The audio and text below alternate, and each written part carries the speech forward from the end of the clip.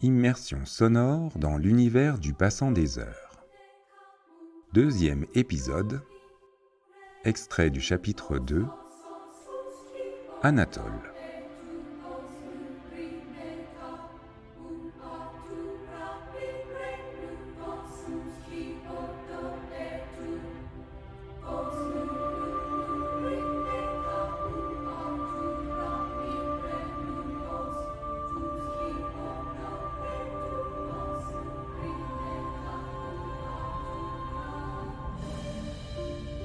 Les courtes journées de décembre ont fui. Après-demain, le jour de l'an aura fané. Je suis assis dans le train qui roule en direction de la Suisse. Le défilement des prairies enneigées, les oscillations du wagon et l'air surchauffé me font sombrer dans la torpeur. Je suis sur le point de m'endormir lorsqu'un appel me parvient. Scheherazade, entends-je ricocher sur les vitres de la rame.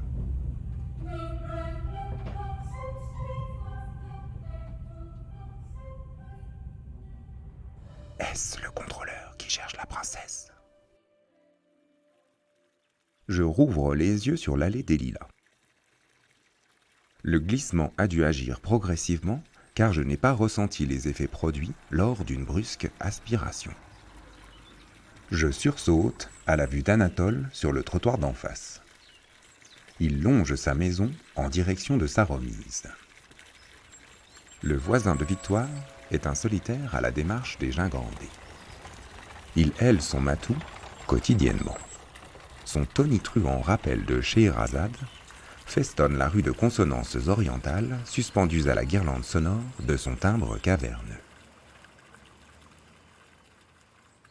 Bien qu'Anatole ait trépassé le jour de mes 14 ans, j'en garde le souvenir car cette année-là s'évanouissait avec lui la magie de l'enfance, emportée par sa disparition. Je le vois marcher nonchalamment en direction de ses clapiers, avec une netteté tout à fait surprenante, ordinairement absente des rêves. Son allure d'alambic me rappelle qu'autrefois, sa haute silhouette, son regard bleu perçant et la tonalité impérieuse de sa voix forçaient le respect des gamins du village qui n'osaient s'aventurer que rarement sur ces terres, trop impressionnés par l'individu. Parfois, il consentait à laisser entrevoir son hangar où s'empilaient les cabanes à lapins. Il nous autorisait, nous, les enfants du voisinage, à caresser ses locataires sans évoquer leur sort final, prochainement sacrifiés pour l'offrande de leurs abats à la sultancha. Remontées des profondeurs du souvenir, me parviennent des senteurs entremêlées. Ma mémoire olfactive les a conservées intactes jusqu'à aujourd'hui. Et, du trottoir où je me tiens, j'arrive à sentir l'odeur du foin entreposé à l'étage de sa remise. L'effluve, tombé du fenil dans l'atelier, se mélange aux vapeurs du naphte imprégné dans le bois de l'établi. Anatole, après avoir tourné à l'angle sans même me prêter attention, emprunte le passage étroit qui permet d'atteindre le hangar où dorment ses lapins. La petite allée qui sépare les deux bâtisses suit en pente douce le terrain jusqu'à buter contre le mur de son voisin. Dans la perspective de ce passage, les maisons et les potagers en gradin s'étagent à flanc de colline. Ils rejoignent au sommet du village les sentiers qui courent à travers la montagne de Tosa. Extraordinairement, tout dans le quartier se trouve à sa place. Les murets en pierre grise clôturent les jardins, les dahlias rouges croissent à l'angle de la cour. Au balcon des voisins pendent les géraniums et les pétunias qui débordent en cascade des jardinières. Et dans l'axe du chemin de fer, j'aperçois la fontaine publique et son tourniquet qui sert à actionner la pompe. J'ai accompli un salto arrière de 30 années. Je suis plongé dans un décor tellement réaliste qu'il en révèle toute son étrangeté. Je m'attends que jaillisse l'hydre de Lerne de la bouche à incendie. Je m'apprête à accueillir Persée chevauchant Pégase dans le ciel au-dessus de moi et à saluer le Minotaure qui enjambera tôt ou tard le passage à niveau. Le cadre sonne véritable, pourtant, le portail de Victoire dépassé, je sais que j'avance sur le territoire fabuleux des sphinx et des dragons. Les marques phosphorescentes de leurs empreintes se détachent encore nettement sur le sol de l'allée.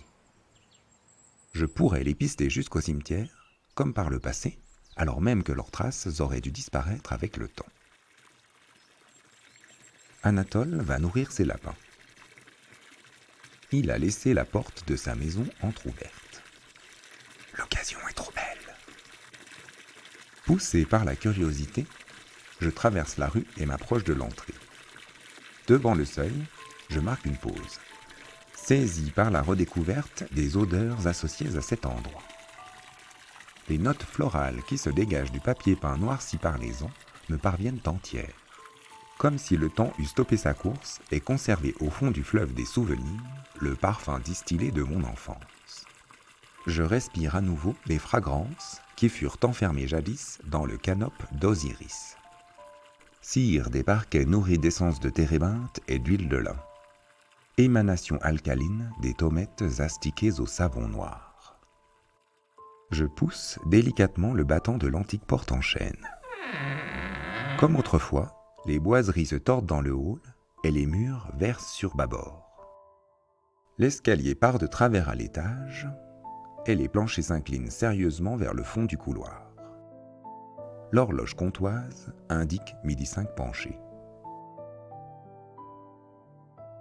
Protégé contre le vieillissement sous un globe en verre, je redécouvre l'intérieur de chez Anatole tel que je l'ai toujours connu. Bancal et disproportionné. La maison a son image. De guingois. Remonte en moi l'exact sentiment que j'éprouvais lorsque je lui rendais visite en compagnie de mes grands-parents. La sensation d'explorer l'intimité d'une embarcation, à demi couchée sur le flanc par le roulis, et que je pensais faite prisonnière dans cette position impossible par un sortilège de banquise lancé plusieurs hivers avant ma naissance. Je retrouve cette impression ancienne en parcourant du regard le dégagement. Enfant, j'inventais un vaisseau déserté par son équipage. Les matelots enfuis à la suite de cette navigation interrompue. J'envisageais que d'impatience, ils avaient repris le large sans attendre le redout du printemps, et qu'ils avaient traîné chaloupes et impédimenta des terres glacées de la Franche-Comté jusqu'aux eaux plus clémentes des basses latitudes. Je nommais Anatole capitaine de ce bâtiment réformé, qui, plutôt que d'abandonner son navire, avait préféré vivre à cet emplacement inattendu au centre du village. Placement choisi par la fonte des glaces, sa baille plantée de travers, tel un bloc rocheux déposé par un glacier au hasard d'un champ. J'imaginais que, devenu trop vieux pour l'aventure, il avait troqué l'incertitude marine pour la sûreté d'un pré à vaches, accompagné pour le restant de son voyage immobile par son fidèle timonier. Le barreur, rattrapé par une oisiveté léonine à la suite du retrait de l'océan, fut encore davantage gagné par l'indolence féline dès lors qu'un mauvais génie, pris d'une lubie de conte maléfique, s'amusa à le transformer en matou. Je m'avance à la redécouverte de ce navire amarré 25 quai des Lilas. J'emprunte les 4 marches qui relient le couloir passe-avant à la cuisine timonerie. Par le surplomb qu'offre la fenêtre, où ne manque jamais de s'installer le chat timonier les jours de plein soleil, je peux guetter le trafic du voisinage sur la mer de bitume de la Grande Côte.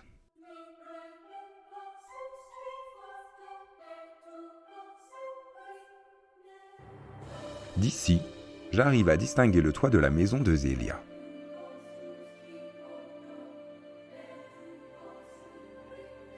L'étroite bâtisse paraît encore plus étriquée, coincée entre le clocher de l'église et la construction voisine, celle aux murs aveugles et entièrement nue sans la fresque au chat bleu. Je retraverse le pont principal par les quartiers réservés autrefois au repos de l'équipage. Je descends les 5 marches de cet ancien dortoir enfoncé sous la ligne de flottaison. Je passe sous l'inclinaison à 45 degrés des lampes tempêtes suspendues aux poutres du plafond.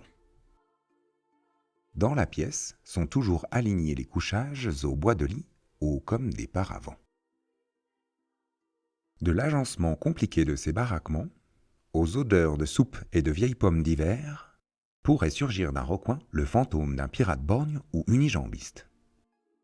Et sous le plancher de l'entresol, Cerbère, le gardien des réserves du bateau, pourrait montrer les crocs par la jour entre les lattes du parquet.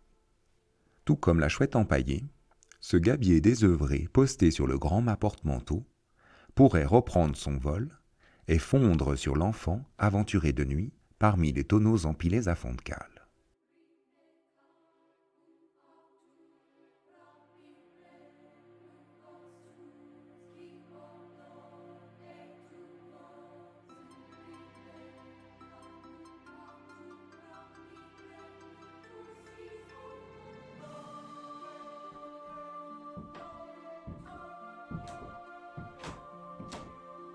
Je dépasse la mâture sur laquelle les manteaux pendent en guise de voilure affalée par manque de vent.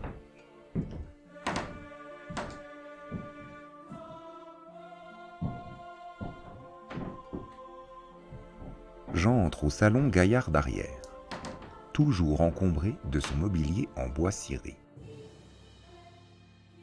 Les animaux en porcelaine de mes souvenirs m'attendent sagement posés sur le napperon du buffet.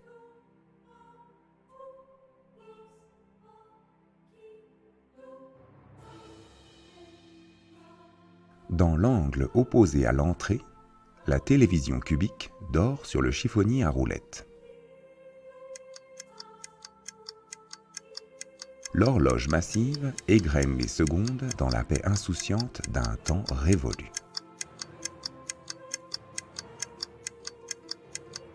Remontant le ruban des années, j'observe comment les lieux ont rapetissé en proportion de mes centimètres gagnés. Une mélodie hésitante émise depuis la vieille radio du buffet, accompagnée des grésillements d'une bande-annonce, informe les passagers de notre arrivée imminente à destination. En un instant, je quitte l'échouage de l'allée des Lilas pour regagner mon emplacement, voiture 18, place 44 côté fenêtre, dans le train qui entre en gare de Bâle.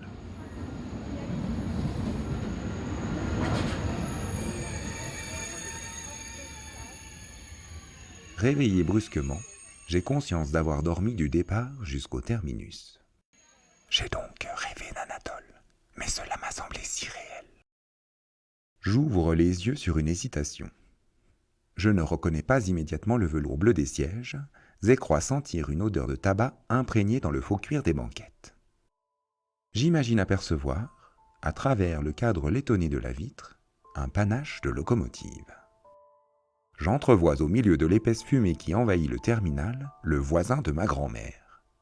Il déambule sur le quai d'en face à la recherche de son matou qui a filé entre les rails. L'effet de télescopage s'annule instantanément. Je perds Anatole dans la foule et au travers des fenêtres en aluminium, le présent ressurgit dans toute sa nudité. Très fatigué par le saut temporel, je passe la nuit de la Saint-Sylvestre absent des mondanités. La tête plongée dans le souvenir d'Anatole qui traverse le village en quête de Scheherazade.